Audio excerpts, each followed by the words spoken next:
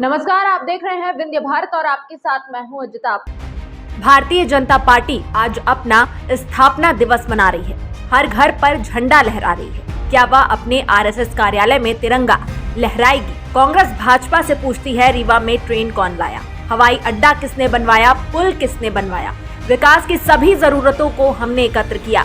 यह किस बात का श्रेय ले रहे हैं? महंगाई, बेरोजगारी से ध्यान हटाने के लिए भाजपा अन्य मुद्दे लेकर आती है। हमने जब शहर कांग्रेस अध्यक्ष गुरमीत सिंह मंगू से बात की तो उनका कुछ इस तरीके से कहना था।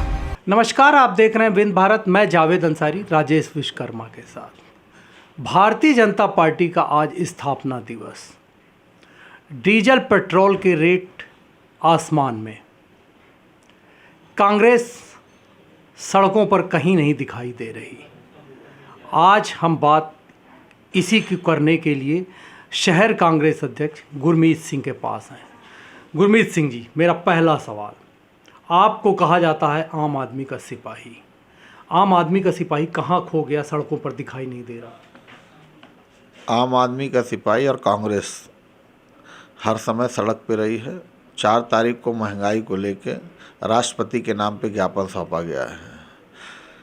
कांग्रेस जब जब बात आज़ादी से लेके आज तक कांग्रेस की जो संस्कृति रही वो सबको जोड़ने की संस्कृति रही है।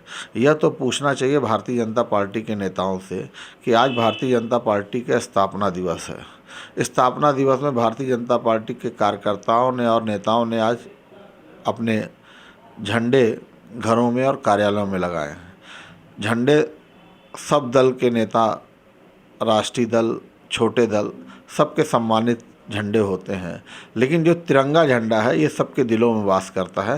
भारतीय जनता पार्टी के कार्यकर्ताओं को, भारतीय जनता पार्टी के नेताओं को और भारतीय जनता पार्टी के एक विंग है जिसका नाम है आरएसएस, जहाँ से भारतीय जनता पार्टी चलती है, मोहन भाग, इन सबको भी तिरंगा झंडा कार्यालयों में आरएसएस के नागपुर में लगाना चाहिए। आज के दिन यह संकल्प भी लेना चाहिए।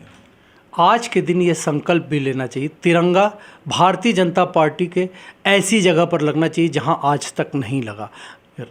गुरमीत सिंह का साफ तौर से कहना था आरएसएस के अपने कार्यालय में झंडा लगाएगी। ये तो हुई एक सवाल जो आपने पूछा। जिस तरीके से महंगाई आज की तारीख में चरम पर है, मेरा फिर वही सवाल है, कांग्रेस क्या कर रही है? डीजल पेट्रोल के रेट आसमान में छू रहे हैं। यही भारतीय जनता पार्टी की सरकार ने साफ तौर से कहा था कि ये मेरे हाथ में नहीं, इंटरनेशनल मार्केट में। पिछले दिनों 5 राज्यों में चुनाव हुए, डीजल पेट्रोल के एक भी रेट नहीं बढ़े। आपकी पार्टी क्या कर रही है? कांग्रेस लगातार सड़कों पे है। महंगाई को लेके शिल्पी प्लाजा चौकी में एक दिन ढोल भी बजा, ताली भी बजी और गैस सिलेंडर को दूल्हा भी बनाया गया और ये कहा गया कि ये दूल्हे को माला भी पहनाई गई कि गैस सिलेंडर आज की तारीख में दूल्हा का रूप ले चुका है। कांग्रेस हर समय सड़कों पे रही है और आज भी है। कांग्रेस का एक एक कार्यकर्ता सड़क में है। चिंता तो अब हिंदुस्तान और रीवा ज़िले की जनता को करना चाहिए कि जिन मोदी जी ने वादे किए थे कि हम आपको 60 रुपये डीजल देंगे, 60 रुपये पेट्रोल देंगे, वो सब भूल गए। महंगाई चरम पे है। ईंट का दाम आज अखबार पढ़ लीजिए बढ़ गया, लोहे का दाम बढ़ गया, बालू का दाम बढ़ गया, डीजल पेट्रोल का तो बार बार हम थके जा रहे हैं बोलते हुए। अब तो रीवा ज़िले के जनमानस को तय करना है कि यह लगाम कब लगेगी, क्योंकि 2014 के बाद 70 साल में कांग्रेस ने क्या किया का एक सवाल बार बार भारतीय जनता पार्टी के नेता करते हैं। तो मैं आज शिवराज जी और ख़ास तौर से BD शर्मा जी और कोट कर रहा हूँ राष्ट्रीय अध्यक्ष JP नड्डा जी को कि 70 साल में कांग्रेस ने वो किया जो आप नहीं कर पाए कभी भी। 70 साल में 70 रुपये से ऊपर पेट्रोल और डीजल के दाम नहीं हुए। जब भी हुए 50 रुपये हुए या 40 रुपये हुए। तो ये हमारा विकास था। आपके 7 साल के विकास का ये है कि उन 7 सालों में 100 रुपये से ऊपर महंगाई पहुँच गई है। सरसों का तेल बढ़ गया। मैं रोकूंगा बीच में। आपने तो महंगाई का जिक्र कर दिया। आपने कहा 70 साल में आपने बहुत विकास किया। अभी कल ही राजेंद्र शुक्ला, यहाँ के जो स्थानीय विधायक हैं, पूर्व मंत्री, वो उनका साफ तौर से कहना था, उनका भव्य रीवा में स्वागत हुआ, उन्होंने कह दिया कि हम हवाई अड्डा रीवा ले आए। मैं तो सिर्फ राजेंद्र शुक्ला जी रीवा विधायक हैं और मुझसे उम्र में बड़े हैं।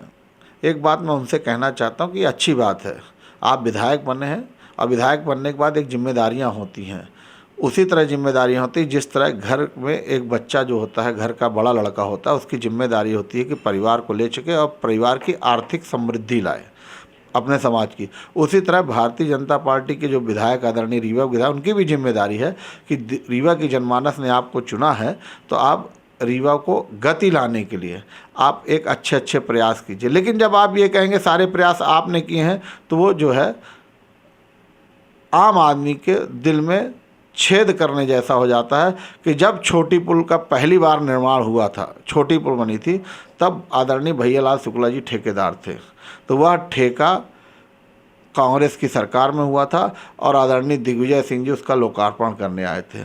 फिर अगर बात करेंगे विकास की तो फिर मैं आपको बोलना चाहता हूं कि जो बड़ी पुल बनी है जिसमें आवागमन तेज हो चुका है, उस बड़ी पुल का निर्माण उस समय राजमणि पटेल जी के हाथों लोकार्पण हुआ था। तो विकास आप कर रहे हैं, विकास को लेकर आप ढिंढोरा पूछ रहे हैं, तो आप बताइए कि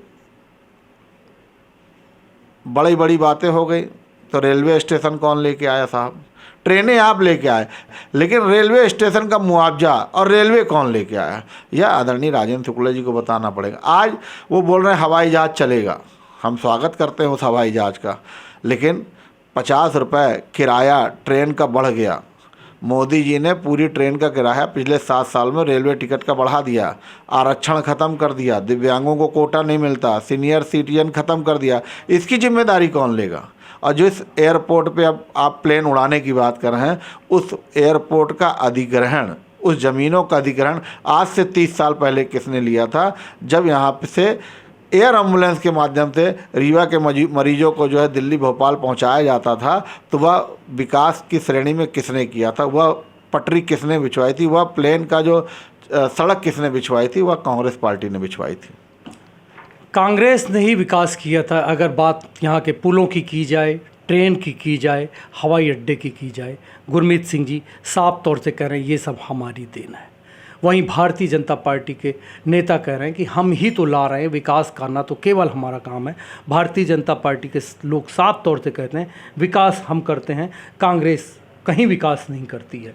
जब कांग्रेस कहीं नहीं विकास करती है और कांग्रेस लगातार चुनाव में हार भी रही, पिछले 5 राज्यों की हम बात करें, ये साफ तौर से दिखा भी है लोगों को कि आपने विकास नहीं किया इसलिए हार गए, या हार के कारणों को आप किस नज़र से देखते? देखिए, बार बार विकास की जब बात आती है तो रीवा विधायक जी से मैं बोलना चाहता हूं कि हमारे जो बुजुर्ग थे वो शिक्षा और स्वास्थ्य पे ज़्यादा ध्यान दिए।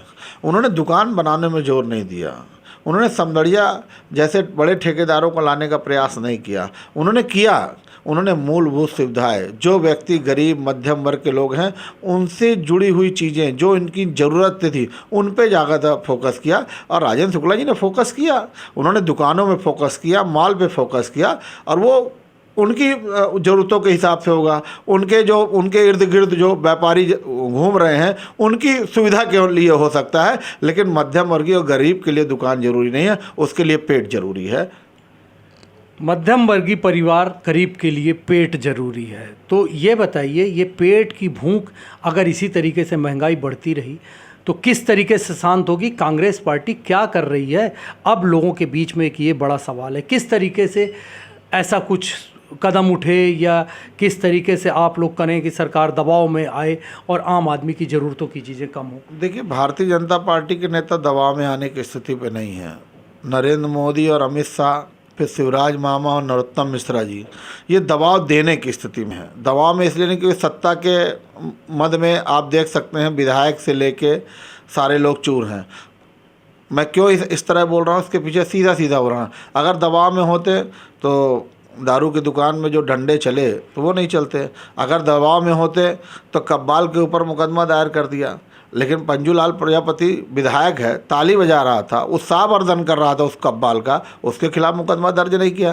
तो ये जो एक तुष्टीकरण की नीति है कि हिंदू मुस्लिम लड़ाओ, अगड़ा पिछड़ा लड़ाओ और इस पे राजनीति करो। भाई, अगर राजनीति स्वच्छ है, राजनीति में सुंदरता है, राजनीति में सहजता है, राजनीति में मुस्कान है, तो उस मुस्कान में सबको लेके चलने की ज़रूरत है, सभी समाज सभी वर्गों को लेके चलने की ज़रूरत है। ये थे हमारे साथ गुरमीत सिंह मंगू, जिनका कहना था भाजपा केवल ऐसे लोग कामों का प्रचार करती है जो उसने किया ही नहीं। हमारी पार्टी लगातार ज़मीन पर है, सड़कों पर है, हम संघर्ष कर रहे हैं, लेकिन भारतीय जनता पार्टी सत्ता के मद में चूर है। वो साफ तौर से किसी के दबाव में आना नहीं चाहती। उनके नेता जो मर्जी होगी वो करेंगे, उनको जनता से कोई दिलचस्पी नहीं है। हम भारतीय जनता पार्टी और कांग्रेस या यूं कहें रीवा की राजनीति पर बराबर नज़र बनाकर रखेंगे और जो भी ताज़े अपडेट होंगे आप तक पहुंचाते रहेंगे। अब अपने मेज़बान जावेद अंसारी को दीजिए इजाज़त।